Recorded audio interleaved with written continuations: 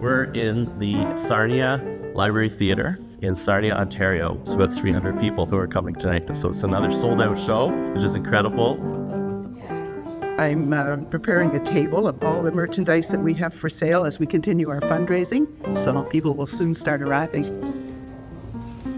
The accomplishments and the contributions of these young women haven't been acknowledged over the years. So I think the process of doing all the research, capturing their stories, getting it on film is really important to commemorate their stories. And it's so great we can come together and celebrate that tonight.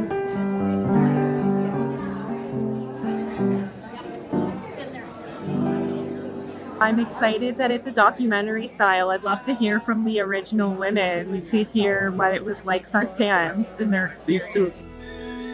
My first sight of this field, I thought it went on forever. And we said, how do you weed a field? My father is in the movie as a still picture. He's on a tractor with a load of farmerettes. So I grew up with that picture, and so I'm here to see the story of what's really behind the picture. Farmers to go and pick up a truckload of 8 16-year-olds to go and harvest his fruit. It must have given him nightmares. I love the storytelling of the farmerettes, like telling their stories, the lingo that they use. The stories were so funny, and you could just tell by the way they were telling the story that they actually enjoyed the work they did. Wow, a snake. And she whipped it around and whipped it down the bunkhouse to where all the French Canadian girls were mugged.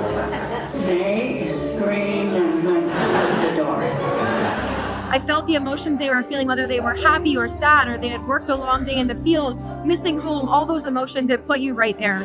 Some girls would cry and cry and cry at night because they were so homesick. The other girls would talk to them, and one girl was a good singer, and she sang Irish lullabies until the girl went to sleep.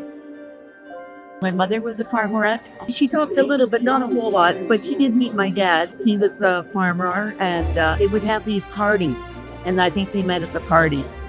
I asked him if he would introduce me to that blonde, because he could dance. And that's how we met. Being a woman myself, that for them, this was a very significant thing because they had never had access before to finding paid work. That was really eye-opening for me, something I take it for granted in my generation. What they did was incredible.